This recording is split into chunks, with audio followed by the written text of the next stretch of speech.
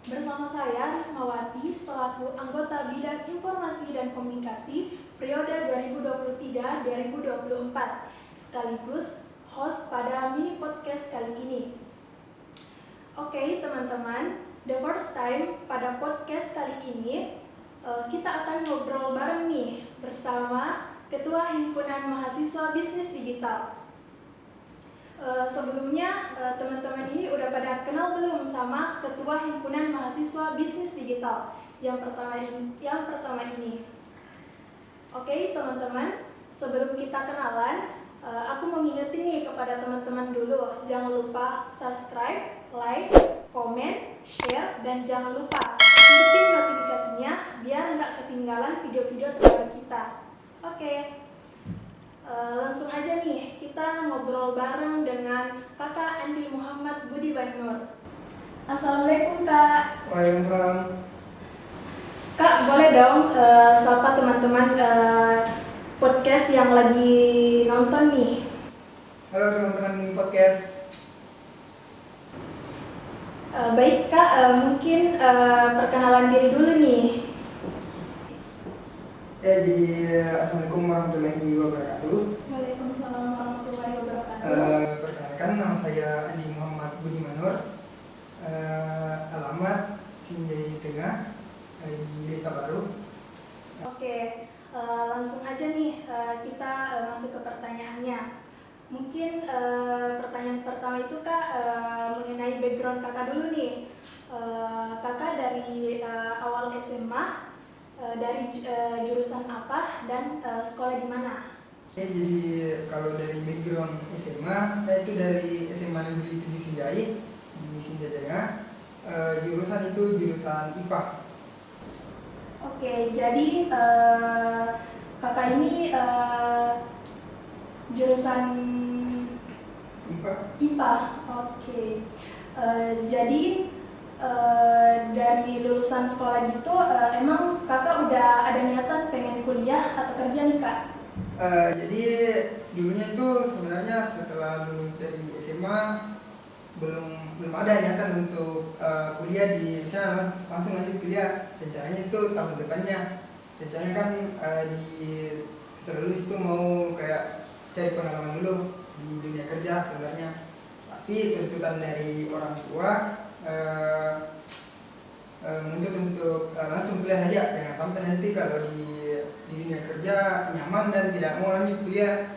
Makanya saya daftar kuliah, dan yang pertama saya daftar itu di kampus UNM di Makassar.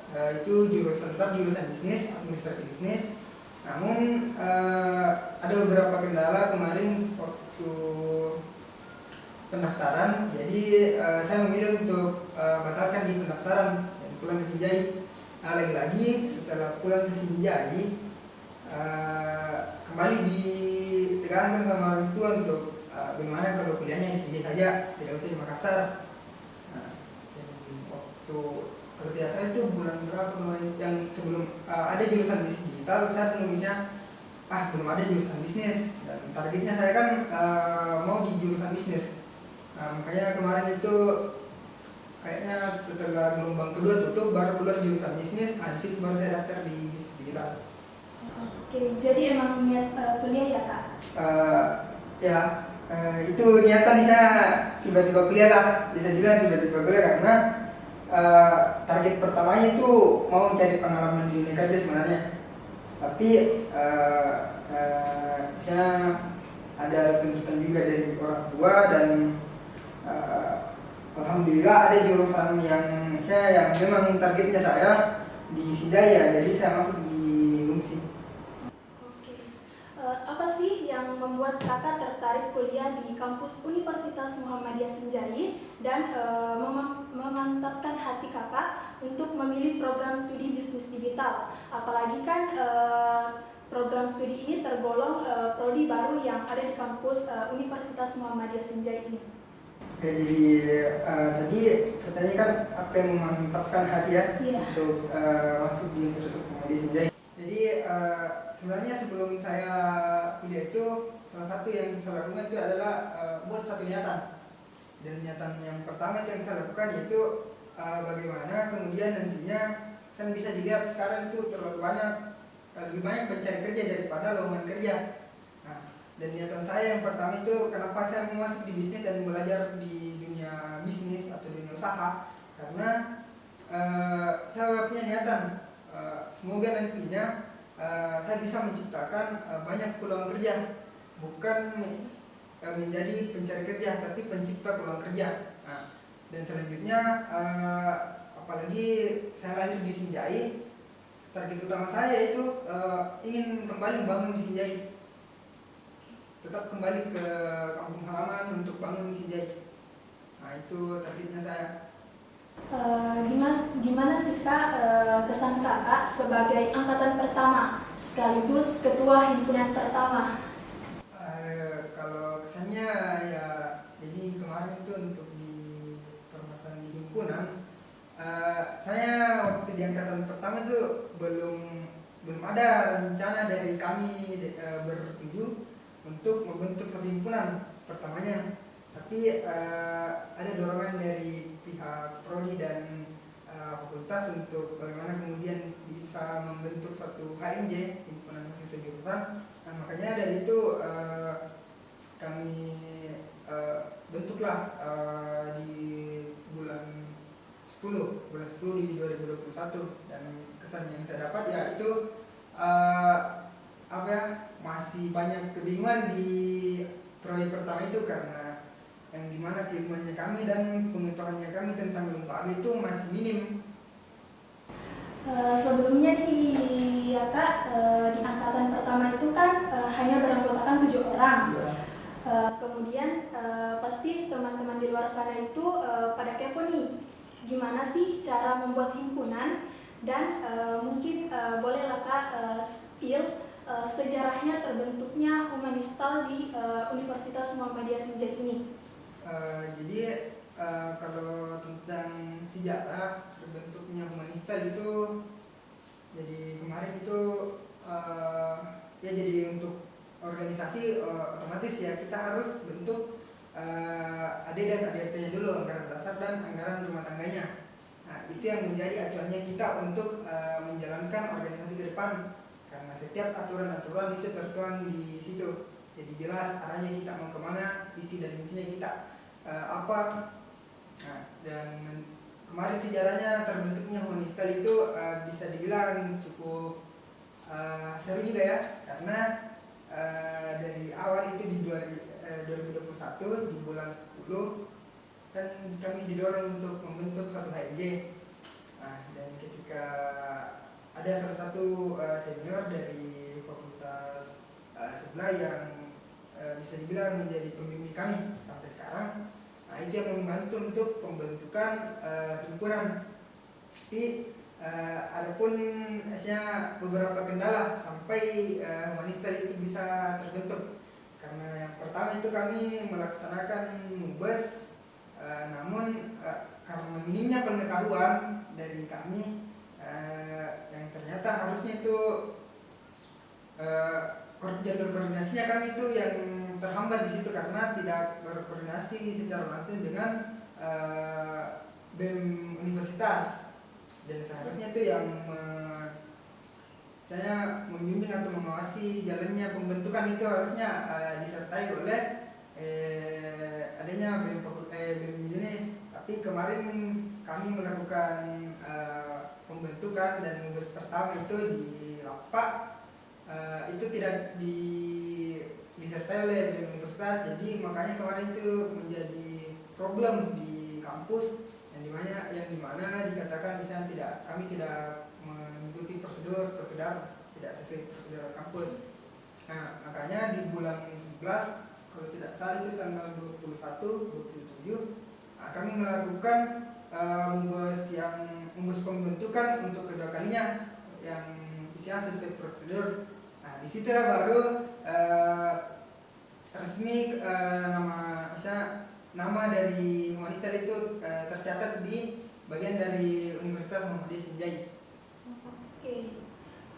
Menurut pandangan Kakak sebagai ketua, seberapa penting sih organisasi? Karena ada beberapa orang yang berpendapat bahwa organisasi bisa merusak akademi, apalagi kita sebagai mahasiswa. Menurut kakak benar nggak sih? Jadi kalau bertanya seberapa penting organisasi, itu sebenarnya kalau untuk jawaban umumnya ya banyak. Pasti teman-teman lembaga atau organisasi sudah tahu lah untuk jawaban umum. Tapi untuk mengetahui jawaban yang sebenarnya itu kita harus berorganisasi dulu. Nah, kita harus jalankan dulu prosesnya. Di situ baru kita tahu ini pentingnya organisasi atau ini yang akan merusak kayak di akademiknya saya. Karena kalau saya pribadi, alhamdulillah malah sebaliknya, akademik saya lebih terarah atau lebih baik ketika saya berorganisasi, karena di organisasi kita itu bisa saling kerjasama, saling membimbing, dan salah satu yang saya dapatkan di organisasi, kalau di permasalahan di akademik misalkan, banyak yang tidak saya dapatkan di bilanglah di dunia ruang perkuliahan, lebih banyak yang saya dapatkan di ruang organisasi. Karena di ruang perkuliahan ya misalnya terbatas kan lingkupnya, kita berbicara tentang, kalau kita di bisnis digital ya berbicara tentang bisnis digital saja. Nah, beda ketika kita di organisasi, kita bisa berbicara tentang administrasi, tentang pertanian, tentang peternakan. Nah, jadi di organisasi itu lebih luas jangkauannya kita untuk meningkatkan keilmuannya kita. Dan ketika ada teman-teman yang berorganisasi namun kayak bermasalah di bidang akademik, itu yang jadi pertanyaan sebenarnya, karena seharusnya kita yang di organisasi, kita anak-anak organisasi, kita yang harus lebih disiplin. Begitu. Terus nih kak, sekarang kakak sebagai ketua himpunan nih, pasti dong ada goals atau tujuan yang pengen dicapai untuk himpunan kedepannya. Mungkin bisa di-spill goalsnya untuk satu periode ke depan. Jadi kan sekarang ini sudah masuk di periode kedua, dan lagi-lagi saya diberikan amanah oleh teman-teman untuk jadi ketua. Salah satu goal, satu target saya untuk ke depan, bagaimana kemudian kita fokus dulu di peningkatan kualitasnya teman-teman, di mana misalkan kedisiplinan dan profesionalismenya. Karena ketika kita fokus kepada hal yang lain, sedangkan kedisiplinan dan profesionalitas teman-teman saja belum maksimal, biasanya banyak hambatan-hambatan atau kendala-kendala yang bisa kita dapatkan ketika kita berkegiatan ke depan. Ketika teman-teman anggota pengurus atau pengurus belum disiplin dan belum sadar akan apa tanggung jawab yang harusnya memang mereka jalankan gitu. Oke, gini nih kak, untuk sampai ke goals ini pasti kan ada tahap-tahapannya, mungkin bisa dijelaskan? Tahap-tahapannya, jadi yang pertama itu kan yang kami targetkan ini sekarang itu kedisiplinan dan profesionalitas teman-teman. Makanya untuk di periode sekarang sangat jauh berbeda dengan periode sebelumnya, karena periode sekarang ini menjadi bahan evaluasi saya selaku pengurus periode sebelumnya yang masih menjabat sekarang. Yang dimana kayak misalkan kegiatan-kegiatan yang misalkan kita mau laksanakan di bulan 4, itu pembahasannya sudah kita lakukan di bulan 1. Sudah ada perencanaan dari bulan 1, jadi sudah jelas di situ apa yang harus kita lakukan dari bulan 1 sampai bulan 4. Jadi sehingga setelah kita ingin berkegiatan di bulan 4, itu sudah tidak ada sudah tidak bingung lagi mau kerjakan apa. Kan biasanya itu istilahnya teman-teman di lembaga kemarin itu the port of kepepet. Karena biasa kita melaksanakan kegiatan di bulan 4, 1 minggu sebelum kegiatan, di situ baru kita persiapan. Jadi biasa banyak kendala-kendala yang biasa mengakibatkan adanya clash antara kita di pengurus. Itu yang ingin saya hindari sekarang. Oke, mungkin ini untuk periode selanjutnya. Jika ada yang ingin menjadi ketua himpunan, mungkin ada tips-tips ataukah tahapan-tahapan bakal calon ketua, misalnya penilaian gitu, kayak kontrak pengurus dan dan sebagainya. Maksudnya nih kayak apanya untuk menjadi ketua apa Iya. yang harus dipersiapkan gitu. Iya. Ya jadi mungkin sedikit clue untuk teman-teman khususnya di himpunan bisnis digital untuk di prodi selanjutnya yang ingin maju menjadi calon ketua. Yang pertama itu otomatis ya salah satu syaratnya itu dari sikap dan perilakunya teman-teman, karena itu semua menjadi bagian dari penilaian, karena tidak mungkin teman-teman akan memilih orang-orang yang saya mulai dari kedisiplinan contohnya. Tidak mungkin teman-teman akan memilih pemimpin yang tidak disiplin, karena yang biasanya terjadi itu ketika pemimpin tidak disiplin apalagi bawahannya. Nah, kedua yaitu khususnya di bidang akademik. Jadi biarpun kita di organisasi tetap memperhatikan akademiknya teman-teman dari nilainya. Jadi nantinya itu ada takaran nilai yang bisa menjadi ketua itu yang nilainya sekian atau yang nilainya sekian. Okay. Dan selanjutnya yang salah satu yang ingin menjadi ketua nantinya belajar untuk bagaimana kemudian bisa memahami sikap dan perilaku teman-teman, karena ketika teman-teman menjadi ketua sekian kepala di bawahnya itu semua harus teman-teman pahami dan teman-teman mengerti. Itu tantangan menjadi ketua, dan sedikit bocoran dari saya. Baik, terima kasih kepada Kak Budiman yang telah menyempatkan waktunya berbagi cerita nih kepada teman-teman semua dan penonton kita. Oke teman-teman, jangan lupa subscribe